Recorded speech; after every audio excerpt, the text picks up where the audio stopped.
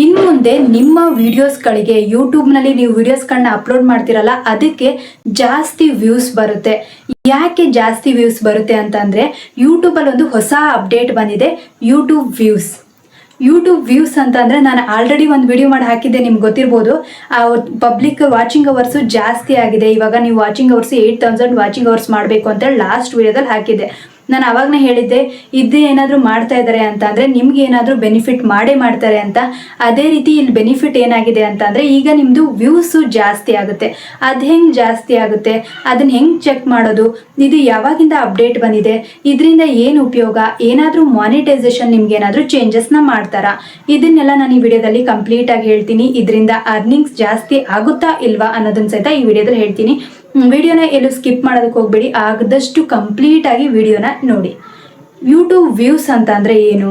YouTube views ಅಂತ ಅಂದರೆ, ಈಗ ನಾವು ಒಂದು ವಿಡಿಯೋ ಹಾಕಿರ್ತೀವಿ, ಫಾರ್ ಎಕ್ಸಾಂಪಲ್ ಒಂದು ವಿಡಿಯೋ ಹಾಕಿರ್ತೀನಿ, ಆ ವಿಡಿಯೋದಲ್ಲಿ ಅದು 1000 ವ್ಯೂಸ್ ಹೋಗಿರುತ್ತೆ. ಆ 1000 ವ್ಯೂಸಲ್ಲಿ ನಿಮ್ಮ ವಿಡಿಯೋಸ್ನ ಎಷ್ಟು ಜನ ಎಕ್ಸಾಕ್ಟಾಗಿ ಎಂಗೇಜ್ಮೆಂಟ್ ಆಗಿ ನೋಡಿದ್ದಾರೆ ಅಂತೇಳಿ ಅದನ್ನ ಚೆಕ್ ಮಾಡೋದು ಯೂಟ್ಯೂಬ್ ವ್ಯೂಸಲ್ಲಿ. ಅದು ಹೆಂಗೆ ಚೆಕ್ ಮಾಡೋದು, ಅವಾಗೆಲ್ಲ ಗೊತ್ತಾಗ್ತಾ ಇರಲಿಲ್ಲ. ಇವಾಗ ನಮ್ಮದು ಒಂದು 20K ಹೋಗಿರುತ್ತೆ shorts, YouTube long videos 4K ಹೋಗಿರುತ್ತೆ. ಆವಾಗ ನಮ್ಗೆ ಕನ್ಫ್ಯೂಷನ್ ಆಗುತ್ತೆ, ಇಲ್ಲಿ ಇಷ್ಟೆಲ್ಲ ಹೋಗಿದೆ ಆದರೆ ವಾಚಿಂಗ್ ಅವರ್ಸ್ ಯಾಕೆ ಕಂಪ್ಲೀಟ್ ಆಗಿಲ್ಲ ಅನ್ನೋದು. ಎಲ್ಲರಿಗೂ ಆ ಕನ್ಫ್ಯೂಷನ್ಸ್ ಇದ್ದೇ ಇರುತ್ತೆ. ಯೂಟ್ಯೂಬ್ನಲ್ಲಿ ವಿಡಿಯೋಸ್ಗಳನ್ನ ಅಪ್ಲೋಡ್ ಮಾಡೋರಿಗೆ ಎಲ್ಲರಿಗೂ ಈ ಕನ್ಫ್ಯೂಷನ್ ಇರುತ್ತೆ. ಅದಕ್ಕೆ ಈಗ ಯೂಟ್ಯೂಬ್ ಏನು ಮಾಡಿದೆ ಅಂತೇಳಿ ಯೂಟ್ಯೂಬ್ ವ್ಯೂಸ್ ಅಂತೇಳಿ ಒಂದು ಅಪ್ಡೇಟ್ ಕೊಡಿದೆ. ಇದು ಯಾವಾಗಿಂದ ಸ್ಟಾರ್ಟ್ ಆಗುತ್ತೆ ಅಂತಂದರೆ, ಆಗಸ್ಟ್ 24ಇಂದ ಇದು ಸ್ಟಾರ್ಟ್ ಆಗುತ್ತೆ. ಇಲ್ಲಿ ಏನಾಗುತ್ತೆ ಅಂತಂದರೆ 2 ಟೈಪ್ಸ್ ಮಾಡಿದ್ದಾರೆ. ಒಂದು public views and engagement views. Public views ಅಂತಂದರೆ ಏನು ಗೊತ್ತಾ, ಇವಾಗ ನಿಮ್ಮ ವಿಡಿಯೋಸ್ಗಳನ್ನ 1000 ಮೆಂಬರ್ಸ್ ನೋಡಿದ್ದಾರೆ ಅಂದರೆ, ಅವ್ರು ವಿಡಿಯೋ ಸ್ಟಾರ್ಟ್ ಮಾಡಿ 1 ಮಿನಿಟಿಗೆ ಕಟ್ ಮಾಡಿದ್ರು ಅಂತಂದ್ರು ಅದು ಪಬ್ಲಿಕ್ ವ್ಯೂಸ್ಗೆ ಹೋಗುತ್ತೆ.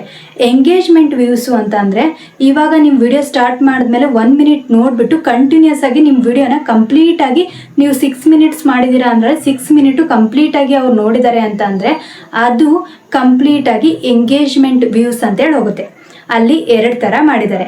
ಇಲ್ಲಿ ಇನ್ನೊಂದೇನು ಅಂತಂದರೆ, ಅರ್ನಿಂಗ್ಸ್ಗೆ ಏನಾದರೂ ಚೇಂಜಸ್ ಆಗುತ್ತಾ, ನಮಗೆ ಹಣ ಜಾಸ್ತಿ ಬರುತ್ತಾ ಯೂಟ್ಯೂಬಿಂದ ಅನ್ನೋದಾದರೆ, ಇಲ್ಲಿ ನಿಮ್ಮದು ಮಾನಿಟೈಸೇಷನ್ ಏನೂ ಚೇಂಜಸ್ ಇಲ್ಲ. ನೀವು ಜನವರಿ 31 ತನಕ ಏನು ಚೇಂಜಸ್ ಇಲ್ಲ ಮಾನಿಟೈಸೇಷನಲ್ಲಿ.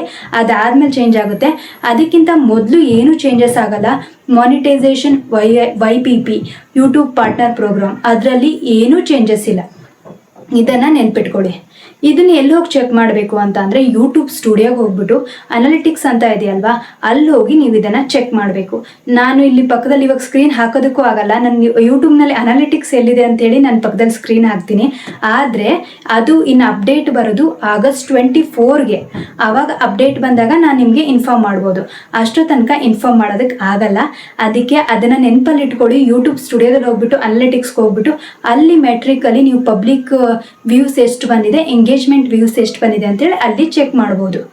ಇಲ್ಲಿ ಆಗಸ್ಟ್ 24ಇಂದ ನೀವು ಚೆಕ್ ಮಾಡ್ಕೊಳ್ಬೋದು.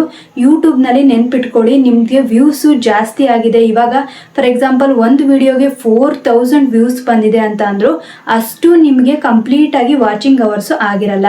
ಅದಕ್ಕೆ ಯೂಟ್ಯೂಬರ್ ಯಾಕೆ ಈ ರೀತಿ ಪ್ರೋಗ್ರಾಮ್ನ ತಗೊಂಡ್ರು, ಯಾಕೆ ಈ ರೀತಿ ಹೊಸ ಅಪ್ಡೇಟ್ನ ಯಾಕೆ ತಂದರು ಅಂತ ಅಂದರೆ, ಯೂಟ್ಯೂಬ್ನಲ್ಲಿ ಅವರು ಚೆಕ್ ಮಾಡಬೇಕು. ಇವಾಗ ಯೂಟ್ಯೂಬ್ನಲ್ಲಿ ನಿಮ್ಮದು ಪಬ್ಲಿಕ್ ಅವರ್ಸ್ ಎಷ್ಟಾಗಿದೆ, ಆಮೇಲೆ ಎಂಗೇಜ್ಮೆಂಟ್ ಅವರ್ಸ್ ಎಷ್ಟಾಗಿದೆ ಅಂತೇಳಿ ನಮಗೆ ಗೊತ್ತಾಗಬೇಕು ಅಂಥೇಳಿ ಅವ್ರು ತಂದಿದ್ದಾರೆ. ಇವಾಗ ಎಲ್ಲರಿಗೂ ಕನ್ಫ್ಯೂಷನ್ಸ್ ಇರುತ್ತಲ್ವ, ನನ್ನ ವಿಡಿಯೋ ಅಷ್ಟು ವ್ಯೂಸ್ ಬಂದಿದೆ ಆದರೆ ವಾಚಿಂಗ್ ಅವರ್ಸ್ ಕಂಪ್ಲೀಟ್ ಆಗಿಲ್ಲ, ಏನು ಕಾರಣ ಅಂತ ಗೊತ್ತಾಗುತ್ತಲ್ವ.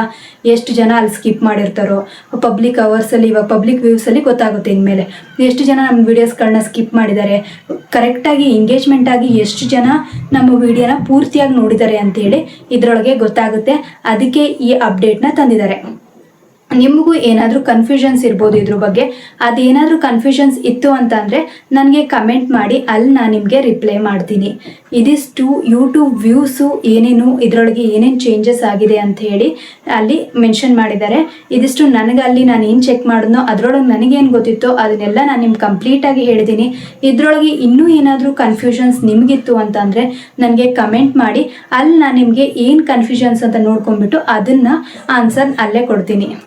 ಈ ವಿಡಿಯೋ ನಿಮ್ಗೆ ಇಷ್ಟ ಆಗಿತ್ತು, ಹೆಲ್ಪ್ಫುಲ್ ಆಗುತ್ತೆ ಅಂತಂದರೆ ಒಂದು ಲೈಕ್ ಮಾಡಿ. ಹಾಗೆ ಲೈಕ್ ಮಾಡಿದ್ಮೇಲೆ ಹೈಪ್ ಅಂತ ಬರುತ್ತೆ, ಹೈಪ್ ಮಾಡೋದನ್ನು ಮರಿಬೇಡಿ. ನಿಮ್ಗೆ ಏನಾದರೂ ಕನ್ಫ್ಯೂಷನ್ಸ್ ಇತ್ತು ಅಂತಂದರೆ ಕಮೆಂಟ್ ಮಾಡಿ. ನಿಮಗೆ ಯಾವುದಾದ್ರೂ ವಿಡಿಯೋಸ್ ಬೇಕು, ಆ ವಿಡಿಯೋಸ್ ನನ್ನ ಬಗ್ಗೆ ಗೊತ್ತಾಗ್ತಾ ಇಲ್ಲ ಅಂತಂದರೆ ಅದನ್ನು ನಾನು ಕಮೆಂಟ್ ಮಾಡಿ ನಾನು ರಿಪ್ಲೈ ಮಾಡ್ತೀನಿ. ಸಬ್ಸ್ಕ್ರೈಬ್ ಮಾಡೋದನ್ನ ಮಾತ್ರ ಮರಿಬೇಡಿ. 2 ಬೈಟ್ಸ್ ಕನ್ನಡನ ಸಬ್ಸ್ಕ್ರೈಬ್ ಮಾಡಿ. ನೆಕ್ಸ್ಟ್ ವಿಡಿಯೋದಲ್ಲಿ ಮತ್ತೆ ಸಿಗ್ತೀನಿ.